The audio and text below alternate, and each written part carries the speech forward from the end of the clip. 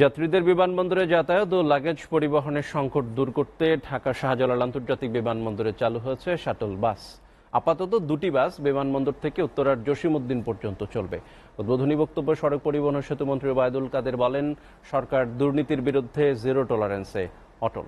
তামান্না তাহসিন খানের প্রতিবেদন। হযরত শাহজালাল আন্তর্জাতিক বিমানবন্দরে নেমে পরিবহন সংকটে পড়ে ভোগান্তিতে পড়তেন দেশি ও বিদেশি যাত্রীরা।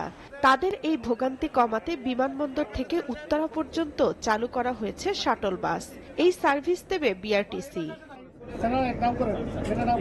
এই সার্ভিসে বিমানবন্দর টার্মিনাল 2 থেকে বিমানবন্দর গোলচত্বর, উত্তরা, জসিমউদ্দিন রোড, বিমানবন্দর রেলওয়ে স্টেশন, বিমানবন্দর টার্মিনাল 3 হয়ে আবার বিমানবন্দর গোলচত্বর ও বিমানবন্দর টার্মিনাল 2 এ পৌঁছাবে। সেবার উদ্বোধন করেন সড়ক পরিবহন ও সেতুমন্ত্রী ওবায়দুল কাদের। অনুষ্ঠানে উপস্থিত বিআরটিসির চেয়ারম্যান মোহাম্মদ তাজুল ইসলাম জানান, ভবিষ্যতে শাটল বাসের সংখ্যা বাড়বে। বিআরটিসি লোকসান কমে মুনাফা করছে। আমরা এই গাড়িতে আপনারা দেখবেন ভিতরে আমরা লাগেজ কম্পার্টমেন্ট করেছি উন্নত দেশের স্টাইল।